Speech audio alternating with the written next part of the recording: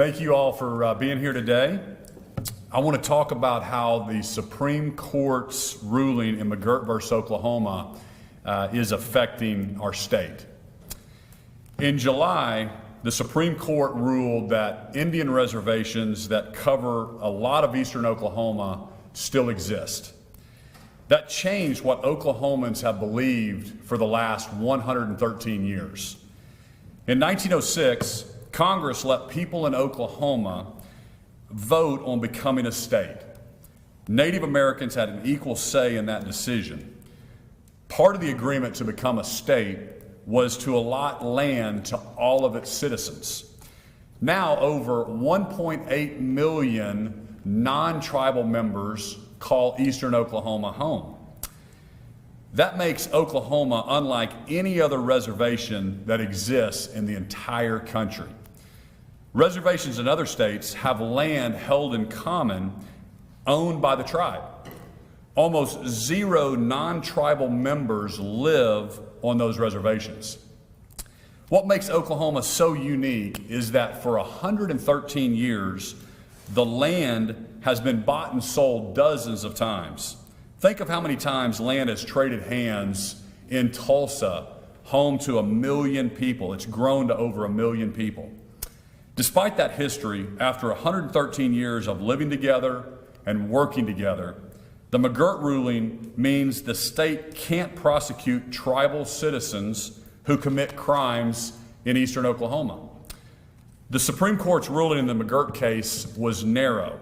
It's limited to just criminal jurisdiction on the Creek Nation Reservation. That ruling said Jim C. McGirt, a convicted child rapist, couldn't be prosecuted by the state of Oklahoma. He's been in prison in Oklahoma since 1997 and had never made that argument until recently. However, now other courts have ruled because of the McGirt, similar principles apply to other lands in our state. Now there are questions about how the state of Oklahoma governs 18 million acres. It's almost 40% of our state and affects all 4 million Oklahomans. Chief Justice John Roberts of the U.S. Supreme Court said, and I quote, "This decision creates significant uncertainty for any area that touches Indian territory, Indian affairs. That's anything from criminal cases to zoning, taxes, or family and environmental law." That's why on July 20th, I formed the Oklahoma Commission on Cooperative Sovereignty. The commission includes leaders from law, government, and the business community. It's chaired by Larry Nichols, co-founder of Devon Energy. You'll hear from him in a few minutes. Other members of the commission include former U.S. Senator Don Nichols, former Congressman J.C. Watts, State Senator Julie Daniels, Representative Mark Lepak, Alan Armstrong, CEO of the Williams Companies, Brent Bowling, an agricultural leader here in Oklahoma, Susie Brewster, a ranching and environmental leader here in Oklahoma, Harold Ham, chairman of Continental Resources, and Joe Robson, chairman of RCB Bank. Here's what I asked the commission to do. Number one, evaluate how this decision would affect Oklahoma's future. Number two, make recommendations in specific areas. Number three, work with tribal leaders to develop responses that reflect the sovereign to sovereign relationship between the state of Oklahoma and the tribes. Number four, provide a way to hear from leaders from different parts of our economy, state government, local communities, and the tribes. Number five, work with my office to provide guidance to Congress. And the last point was issue a report with recommendations to the governor and to all 4 million Oklahomans. I want to thank everyone on the commission for their long hours they spent on this. And now I'd like to invite Larry Nichols to share the commission's report. Larry?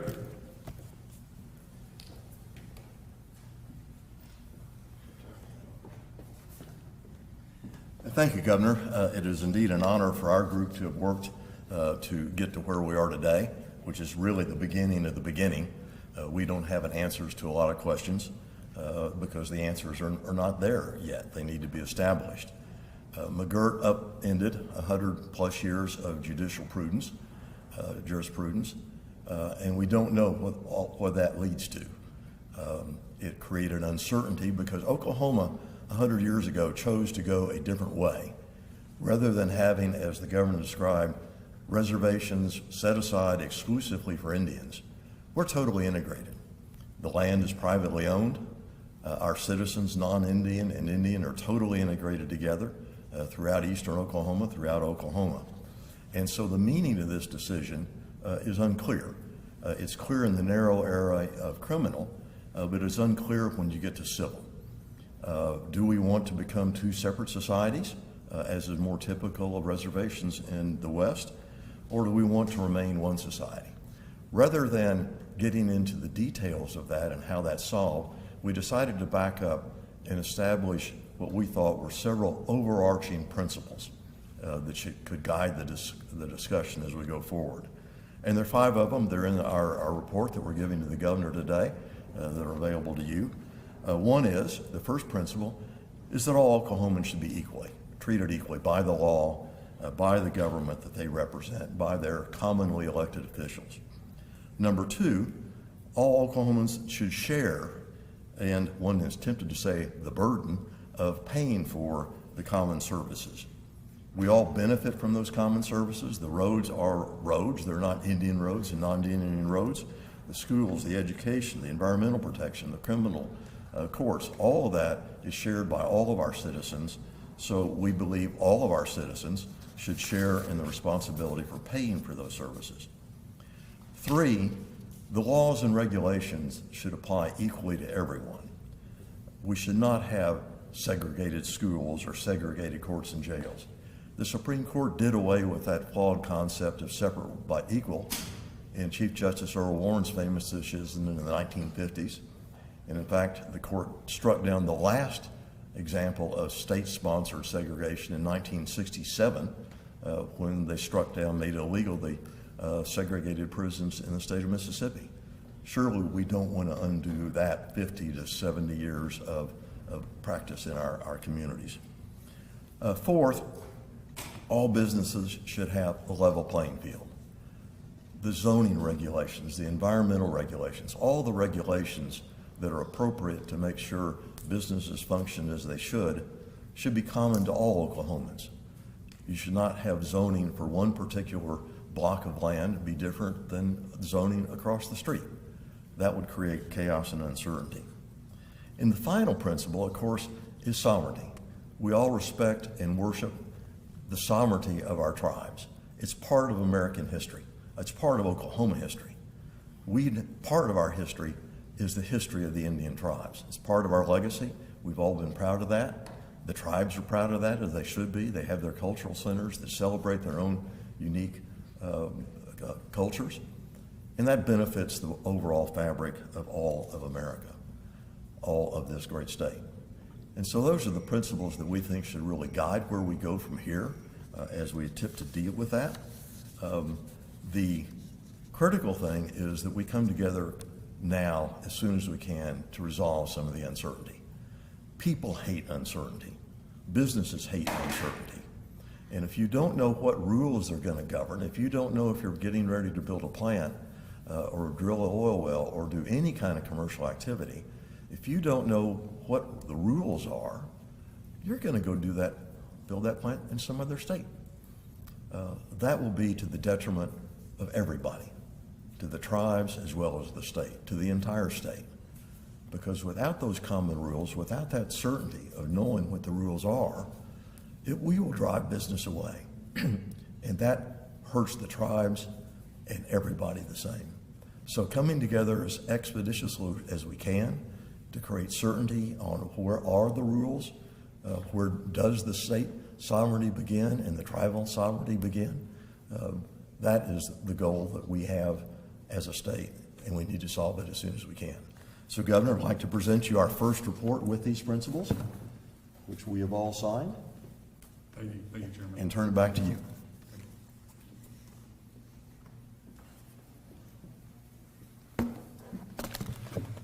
Thank you so much, Larry, and thank you to all the commissioners. We've got a few of them on Zoom with us today. I'm grateful for the time that you invested in the service to your state, and I know on behalf of Oklahomans, we thank you for your service and all the time that you spent on this. Oklahoma, we have to find a path forward, and we have to do it together. I'm a fourth-generation Oklahoman.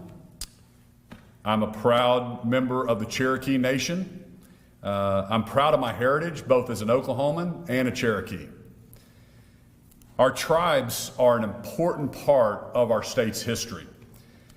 As the Commission said in its report, the history of Native Americans and their tribes does not sit alongside the history of Oklahoma. It is Oklahoma history.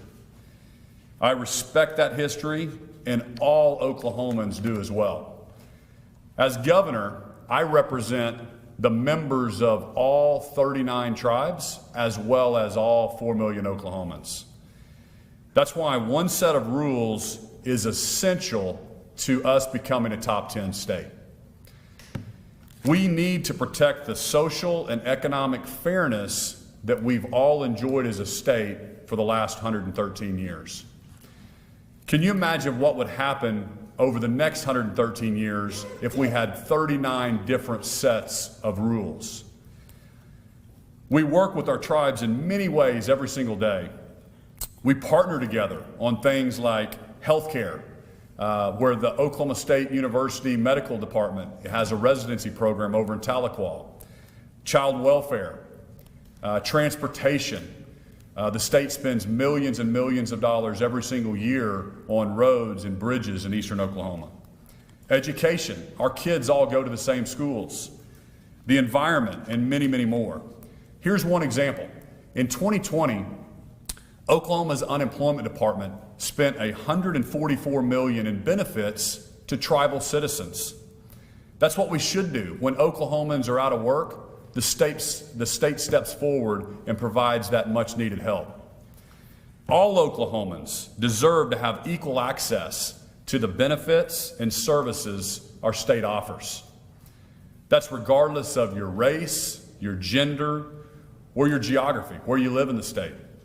That also means we should share the responsibility to fund these services. That's only fair.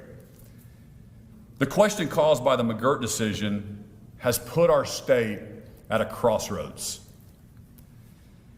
But where some see a major challenge, I see an opportunity. We can work together and secure our future as one Oklahoma. We can maintain our diversity, but share the vision of becoming a top 10 state. We are stronger together, and we have been for more than a century. We live together, we work together, we worship together, we drive on the same roads, our kids go to the same schools. I'm looking forward to working with our tribal leaders, our congressional delegation, the Attorney General, our district attorneys, the legislature, our municipalities, the business community, the local police and sheriffs, to bring clarity, fairness, and unity to all 4 million Oklahomans. We can find common ground, mutual interest, and a path forward when we all work together. Thank you, and we'll open it up to a few questions. Governor, what's your position on disestablishment and your commission position on that? You know, the Congress is having to deal with this, and all the options are on the table. Those are tough decisions for Congress to make. I think it's important, and what we're focused on is fairness and the success of all 4 million Oklahomans. And so the Commission's report, which I agree with, is that we need one set of rules regardless of your race, your gender, your geography, or where you live in the state of Oklahoma. Governor, why instruct this commission not including representatives from the tribe? So I thought it was, well, first off, I'm a member of the Cherokee Nation. I set this group up, the 10 folks that we just introduced, to represent what the future looks like for the state of Oklahoma, and to present those findings to myself, the 4 million Oklahomans, and our congressional delegation.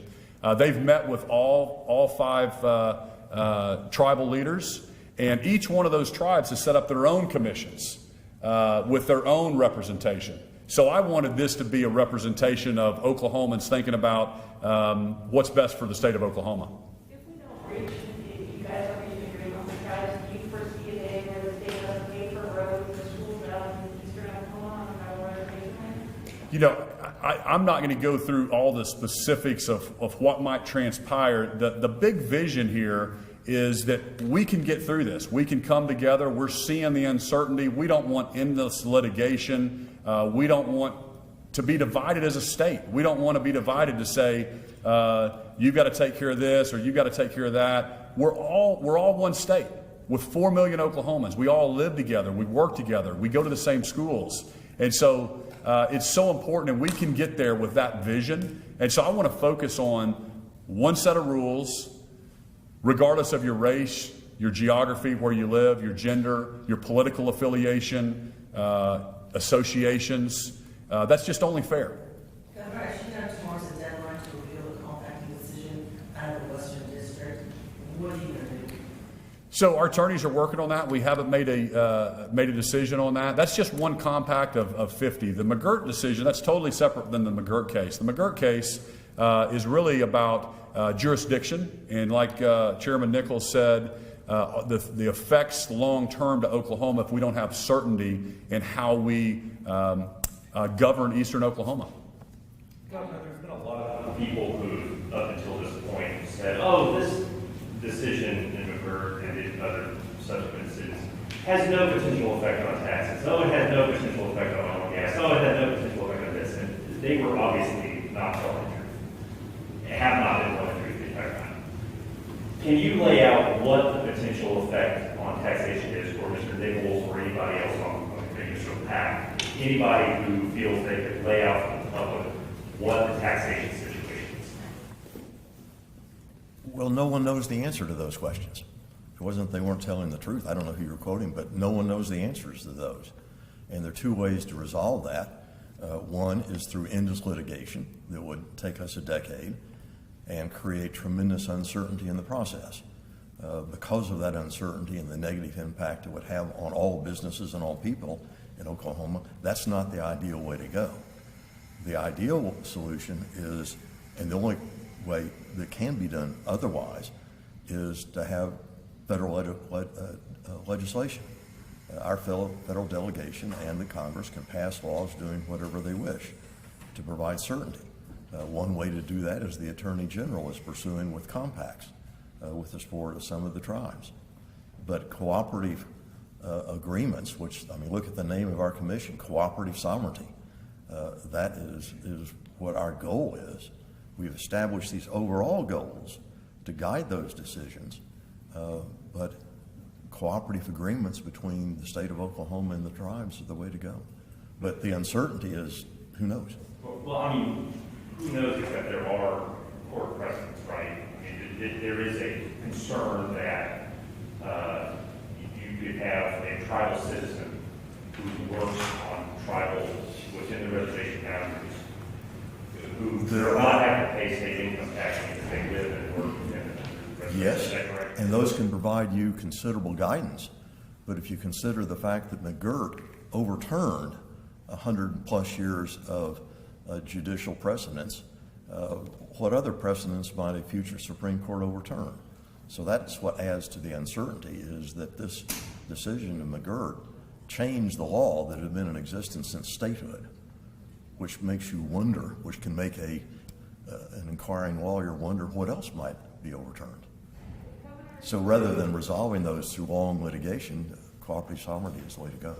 Governor, how worried is it that blood that generates between compacts you could be difficult to negotiate? You know, compacts, these additional compacts that we did that bring certainty to the public? I'm really not worried about bad blood. I was elected by 4 million Oklahomans to look at every contract, and I will continue to always advocate for what's best for all 4 million Oklahomans.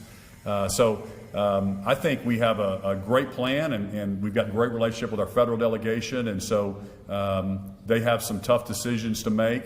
We're laying this out for 4 million Oklahomans, what the future impact is. To speak to your point, the Tax Commission has has issued some findings that they think $200 million a year in lost tax revenue. That doesn't include the ad valorem base that may be in question. But this is the uncertainty that we're facing as a state that we're trying to avoid. Governor, I mean, you talked about how you want to create one set of rules. Do you anticipate that set of rules, if agreed upon, will be in a series of compacts, or, how is that going to be codified? Well, there's compacts are certainly an option. There's other things that Congress can do that they're working on behind the scenes. Compacting with each individual tribes is problematic, and then how do you enforce compacts, et cetera, et cetera. So there's going to have to be some federal legislation, I think, that gives us guidance as a state. Otherwise, the things that we pointed out here in this commission, it's going to create tremendous uncertainty to the business community and really result in endless litigation. There's already stuff before the Corporation Commission right now, cases pending, and that's what we're trying to avoid. Governor, you said that the decision on this establishing obviously is up to Congress. As the governor of the state, do you have any recommendations to Congress? Do you think they should establish, or do you need not?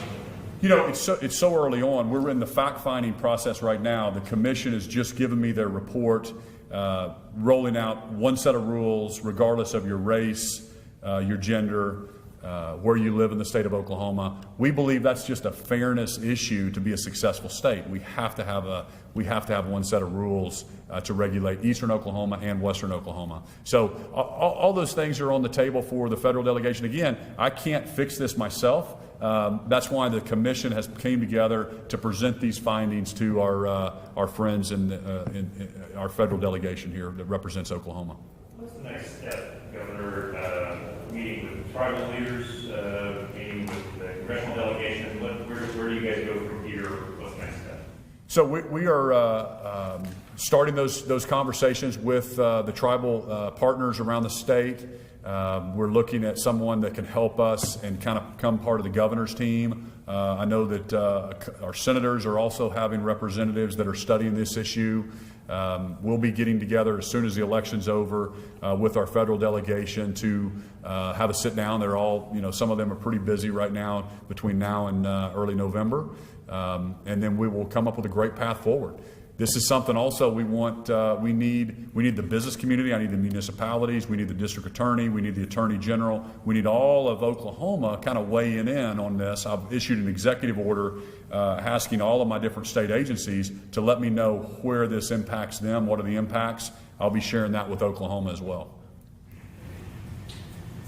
Lastly, we've got an election coming up. Have you taken a position on state question 814 or 805? Yes. So in my opinion, 814 is something that should pass. So I am for 814. Basically what that is taking some of the TSET new money. It doesn't touch the corpus. There's about $1.3 billion in the corpus of TSET. The new money coming in, we'd take 75% of that and use that to fund Medicaid. So the Medicaid expansion is going to cost our state $164 million. I think that's very important that we redirect those monies to improving health outcomes for all of Oklahoma. 805, in my opinion, is the wrong way to do sentencing reform. We've got some task force with the Attorney General. The legislature set up some task force to look at sentencing reform. To put sentencing reform inside our Constitution is the wrong way to do that. It basically ties the hands of our prosecutors, our district attorneys. The one example that I share with Oklahomans is your first DUI is different than your 10th DUI. If you're a habitual drunk driver, you're eventually going to kill someone. If 805 passes, the 10th DUI and the first DUI have to be treated exactly the same. And I just don't believe that should be the case. I think most Oklahomans agree with me that we should not treat both those the same. Governor, since Trace asked about the elections, I'm curious, are you planning to vote for President Trump this November? Yes. Have you endorsed any congressional candidates in particular, or do you endorse Senator Vice, or are you Yes, I'll be voting for Stephanie Bice. You registered here in CD5? Yes. Thanks, everybody. Thank you.